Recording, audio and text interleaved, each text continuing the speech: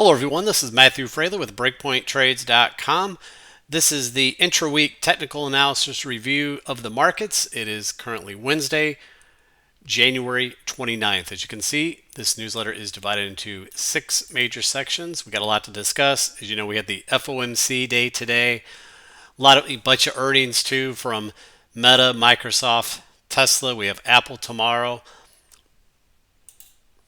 Again, my name is Matthew Frailey. I founded Breakpoint Trades 21 years ago in 2003 to provide best technical analysis on the planet, amazing trade ideas, awesome newsletters, amazing mechanical trading systems. If you're just a YouTube subscriber, you should really consider subscribing or at least joining our free newsletter. Like we said, besides the FOMC today where they kept rates unchanged, I'm not going to go any more detail than that. You can all read about that. We have a lot of charts to discuss. And we had a lot of large earnings today. Meta, for example, that reported it's up about 2.5% in after hours. So it's kind of a mixed bag on some of these large cap tech stocks. Microsoft was down 4.6% in after hours, while Tesla was up 4.2%. Also, Apple reports tomorrow, so that's a big one. Again, we had the FOMC today. The next real big item besides Apple earnings on Thursday is the PCE inflation data on Friday. Now, if that comes in hot, guys, market won't like it, so be aware of that. Again, this newsletter, like I said, same general theme as we always keep. Talk about the general market. Talk about some admin things such as our trading systems. We're going to look at a few indicators, sectors, US dollar, Bitcoin, crypto, commodities, precious metals, GDX, and mining stocks. As far as the commodities, the agriculture area really has been quite strong. Corn, wheat, coffee, DBA, coffee especially, man, it's at a 50-year high. So not too great for those of you who are addicted to Starbucks. But I think commodities could still have a great year. I'll talk about that. As far as the general market, like I said, last week the market was vulnerable from a technical analysis standpoint. The S&P and NASDAQ were overbought. They had 5 waves to the upside. And so we were looking for a pullback. Then we got that DeepSeek news on Sunday. The market had a big sell-off on Monday. Then we had an oversold rally on Tuesday, formed a lower high. Market stopped right at that resistance area. And then so far today it pulled back. So many options here. So far the market has held that critical support that it needed to. But again, this could be anything. So far I can count 2 major waves. So this could unfold in some sort of 3-wave ABC. It could be more complex or it could be more bearish. But and even under the bullish case, wave 2 of 5, wave 2s can be quite deep. So we'll see what happens the rest of the week. And also, guys, for those of you who are following our mechanical trading systems, the QEBTS system, the long on SPY, is exiting tomorrow morning on the open. I had sent out that email alert to our subscribers. If you're on YouTube, you obviously wouldn't get that alert. That's why you should consider subscribing. So let's take a look at that. So, first image below, item number 2. This shows you the 2 mean reversion systems that are open. Now, there's also an open MES system on the breakout, which I'm not showing here. I'm just showing the SPY entries. So the QEBTS system that you see here on the left, again, it's had some really nice trades. In mid-December, it bought that first big sell-off, sold that oversold rally perfectly, made some nice gains there. Then it went long again in early January, almost at the lows. It went long on January 10th. Then the market on Monday gapped down on the 13th, but it recovered. So essentially it caught the lows basically. And it's been long this entire time. Anyway, today it received an exit signal. And this system in particular does not exit at the close like the other systems. It exits on the following day on the open. So this will be exiting Thursday morning tomorrow on the open, and I'll officially close the trade out on the website, and I'll take Thursday's morning open prices. Here's the trades this year so far.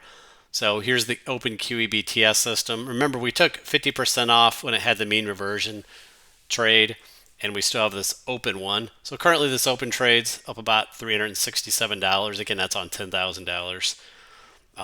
Again, these are just guides.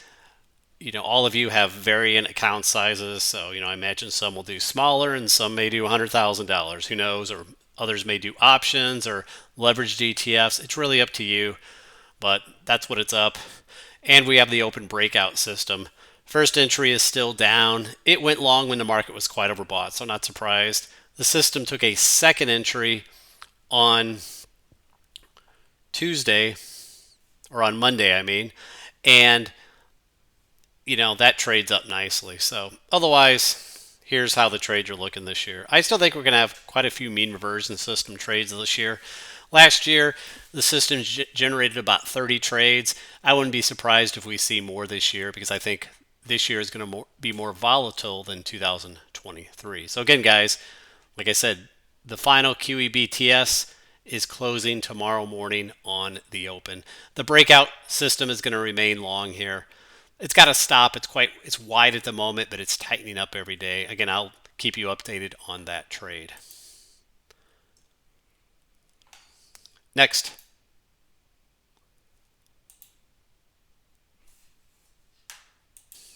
Sorry about that. I had a slide out of order. So next, image number 3. Here's an admin update for the website. So those of you who are trading the KISS systems, especially the high performance systems, we actually added a new feature here. So currently the KISS high performance systems, as you know, you get trade notifications via SMS notification to your phone. And anyway, we added a high performance alerts here. This is nice because what it does is, let's say there's a day you're not seeing any alerts on your phone or something, and you're wondering is something wrong or whatever on with your phone or whatever. You can come here and check, and so all the alerts or the SMS messages that gets into your phone, they're all archived here. So you can see, for example, today SPY 78-minute high performance had a new stop. UGL, that's the ultra gold ETF KISS system, had a new stop. ARGT had a new stop. That's the Argentina ETF. Actually, to me, I think it looks pretty good. In fact, UGL had 2 stops today. One here, and then it raised it again later in the day. But this is a great area for those of you who are subscribed to the KISS systems. Again, the SMS messages, we now have them archived in the high performance alerts. Okay, so that's a little update. We plan to continue to do updates and improvements to these sections. Okay, let's move back to the General Market Newsletter at hand.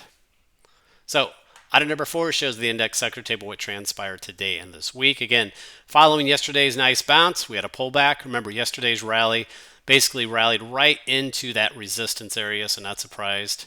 We had an initial strong move down on Monday, rally up on Tuesday, and a move down today.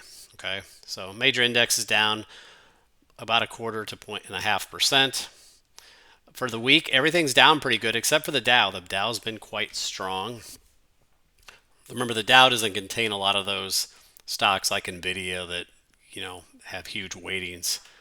As far as the market sectors, we have 21 sectors here. The majority were down today, as you would expect. And for the week, it's roughly 50-50 here. Concentration, weakness, obviously, in the tech, semiconductor, as you'd expect. Also, energy's down this week. Industrials, real estate, home builders, etc. Currencies, US dollar up 0.2%, up 0.65% for the week. Bitcoin, nice bounce today. It's up 1% for the week. Commodities, for the week, it's kind of a bifurcation here.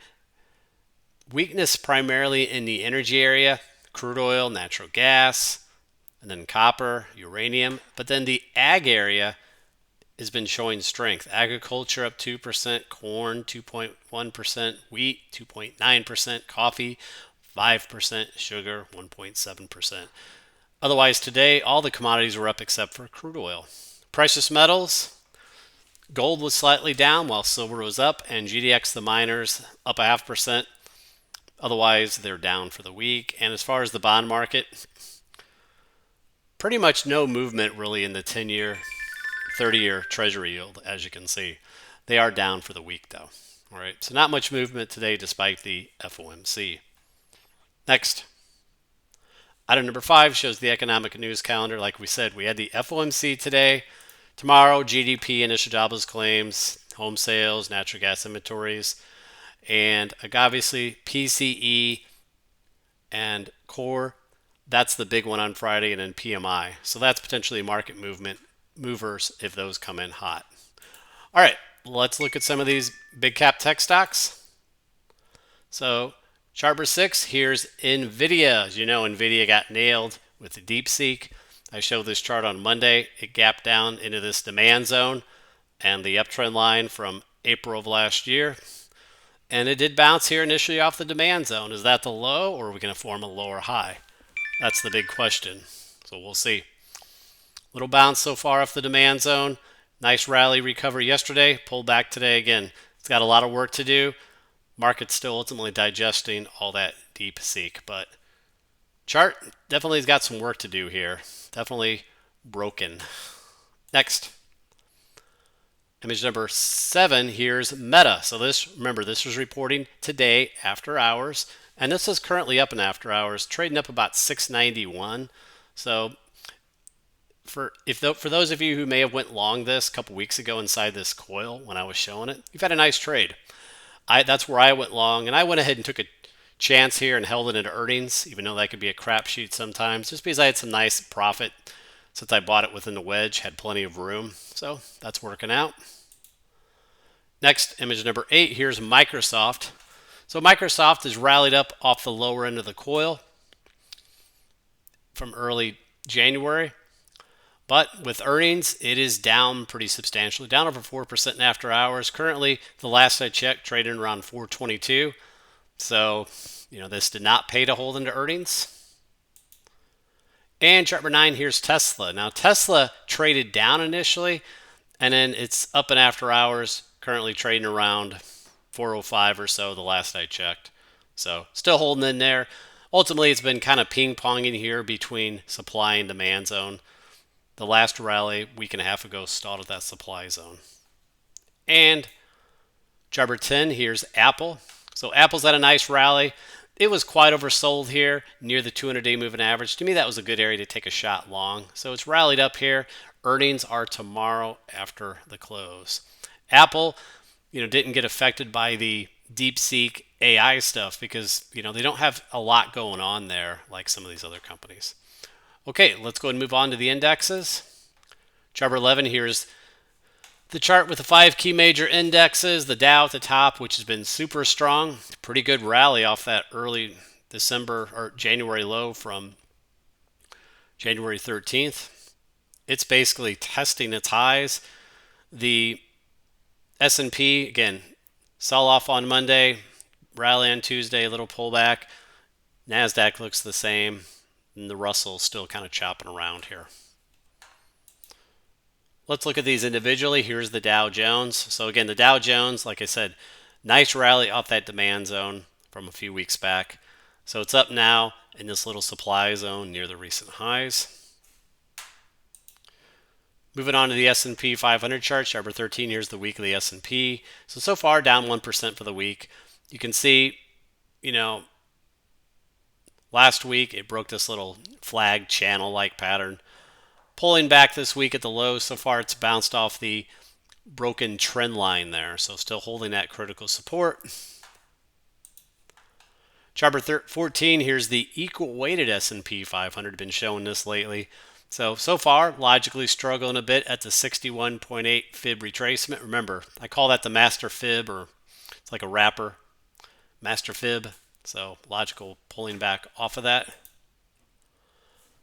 Next, chart number 15, here's the S&P KISS system. Again, no changes, it's still long. Previously, we had that little whipsaw trade. Again, not surprising because, it had caught three nice big trending trades in a row. So it was due for a whipsaw, which it had last time. Remains to be seen if this lasts long as a whipsaw or not. Again, the beauty of the KISS system, again, they're going to have losing trades, is your risk is defined with the stop technology. Next, chart number 16, here's the 4 time frames. So Talked about this on Monday. We had the resistance cycle where we've been pulling back from.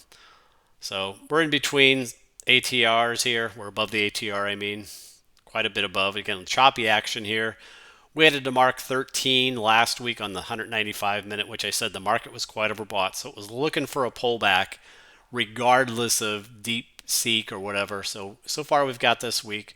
We're below the ATR here. We're below the ATR on the 130 minute. On the 78 minute, we had this support cycle show up yesterday, and so far we're holding that and the ATR. Next, moving back to the standard charts, chart number 17 here is the daily S&P. Again, you can see that broken trend line where we back tested on Monday, bounced off of that. That's the support. Rallied up on Tuesday, pulling back a little bit today. We'll see how this unfolds this week. But it's holding critical support so far. Chart number 18, here's the half-day chart. Again, remember a couple weeks ago we talked about this option, that wave 4. Well, that was held. So is it possible that we put in a wave 5 up there and that's it? It's possible. I still view that as alternate for now. But under the bullish case, this would simply be maybe a wave 1 of 5, and this is a wave 2. Wave 2s could be quite deep. And so this could theoretically still come down quite a bit as long as it forms a higher low. Could still be a wave 2 of 5.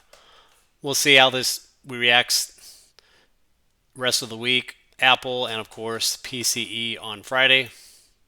Chart number 19, here's 60-minute chart.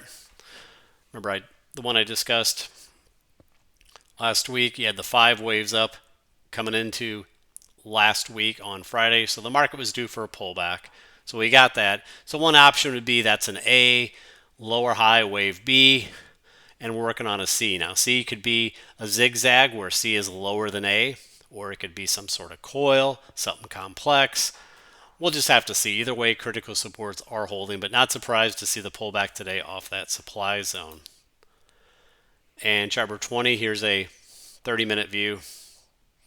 Just showing you some trend lines, support, converging trend lines. And chart number 21, here's a 15-minute chart. Like I said, following the sell-off on Friday, Tuesday's rally rallied right into that supply zone, which, again, I don't buy supply, I sell supply. So we pulled back from there. We formed a lower high there. Now we'll see the reaction after today. Moving on to the NASDAQ, chart number 22. Here's the triple Qs KISS system. No changes here either. Chart number 23. Here's the 4 time frames. Again, similar look to the S&P. The 195-minute chart here on the upper right. Remember we had it to mark 9 last week. It's a logical pullback from there. We're below the ATR. Below the ATR on the 130-minute. And on the 78-minute. Chart number 24. Here's the standard triple Qs chart. Again, similar to the S&P. So far, rally up, lower high. Okay. And we'll see how this unfolds. Again, we're still holding these critical supports. Chart number 25, here's a 2-hour view. Again, it's been weaker than the S&P, obviously, especially with that NVIDIA weighting. But you could see we had 3 open gaps to the upside, just like on the S&P. So we filled 2 of the gaps, got a little bit of that other gap, bottom gap before bouncing. And chart number 26, here's a 30-minute view with some fibs. So far, we're right around the 50% fib today. Retrace. And chart number 27, here's a 15-minute view. So one way to label this, you can count, hard to see here, but you can count 5 waves up at the highs of yesterday's rally. So the fact you had 5 waves up into a little supply zone made sense for a pullback. Now, again, this could be maybe wave A, we're working on wave B. So those are some options. And chart number 28, here's IWM small caps. Remember, so far, they've pulled back off their 50-day moving average as expected.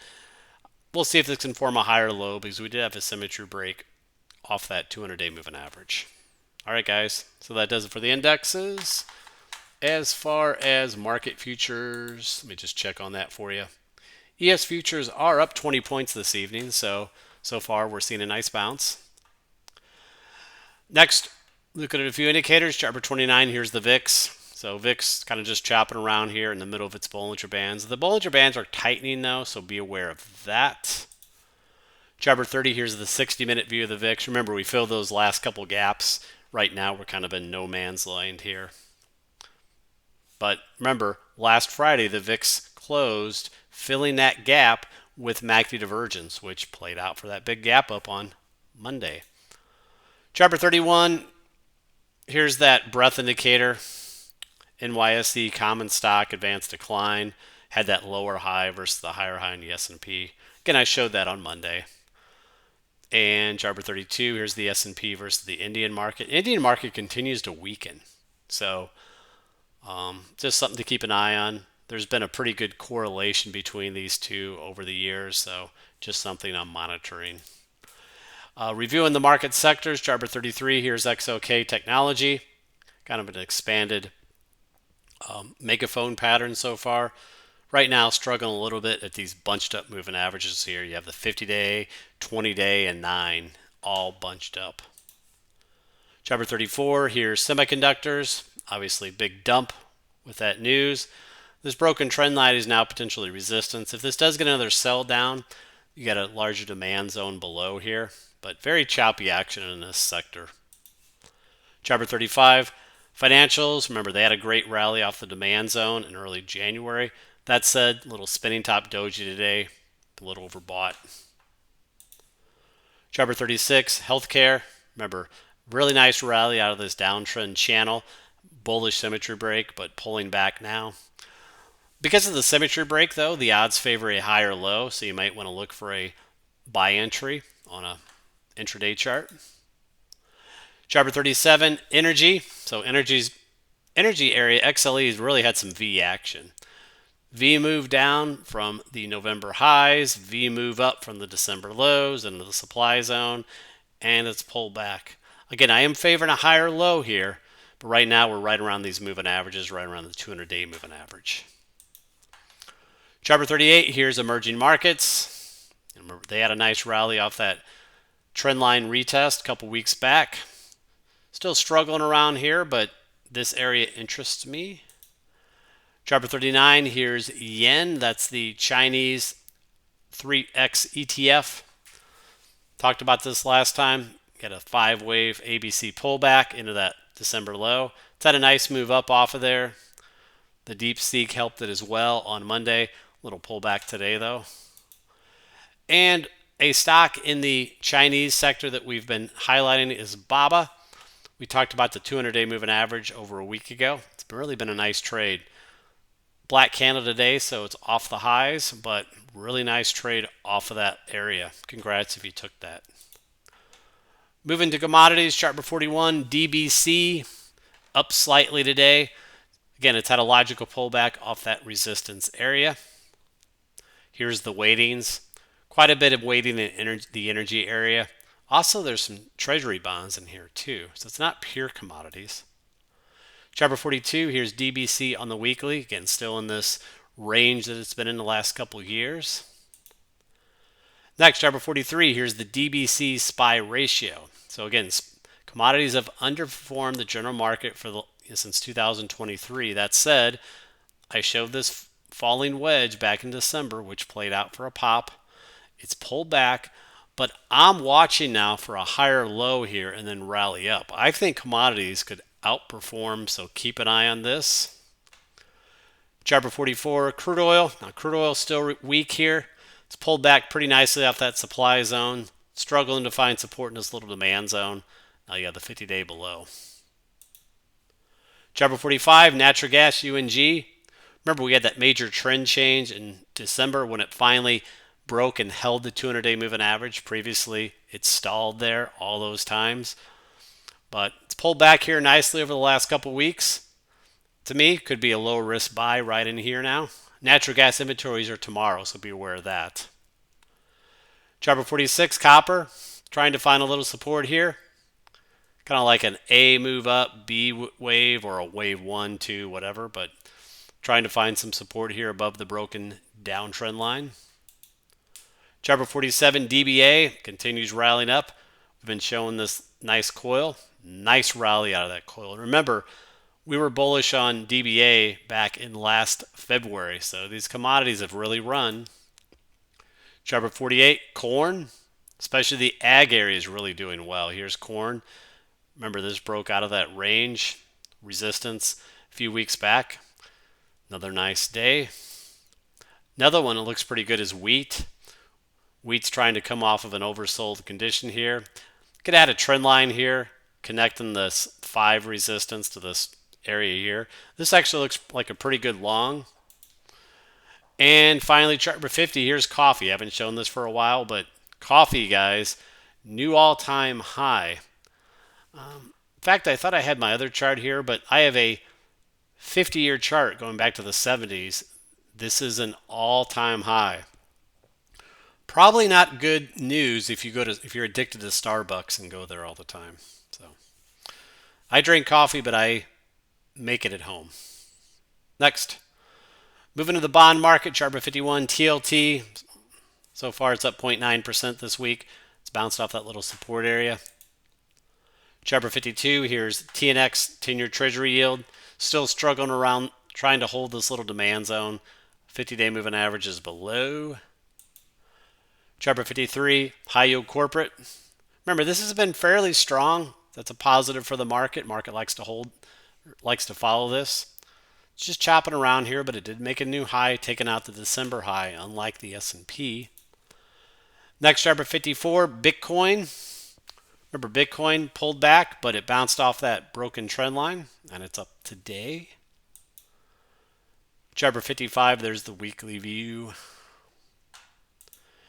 And chart number 56, WGMI. Here's a Bitcoin ETF, miners ETF. It is down around the 200-day moving average. Could be a low-risk area to attempt a long with a tight stop. So an area to watch, especially if Bitcoin rallies again. Chart number 57, US dollar, weekly view, up 0.6% for the week.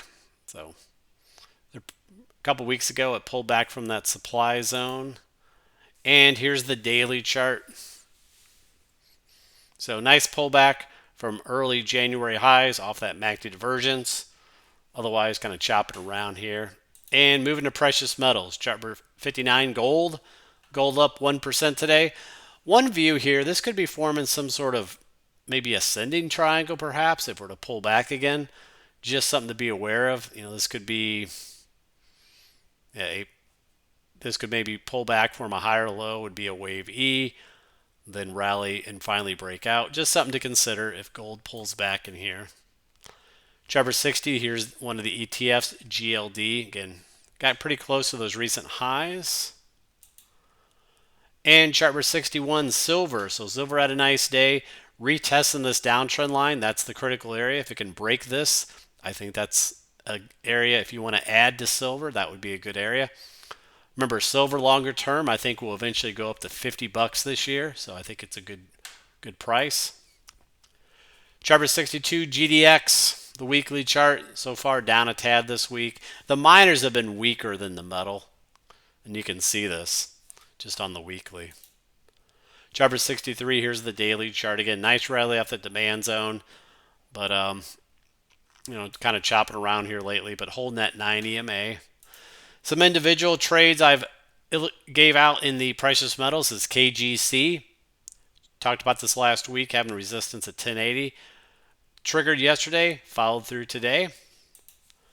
And chart number 65 AEM broke out of its coil last week, as you know. It's quite strong.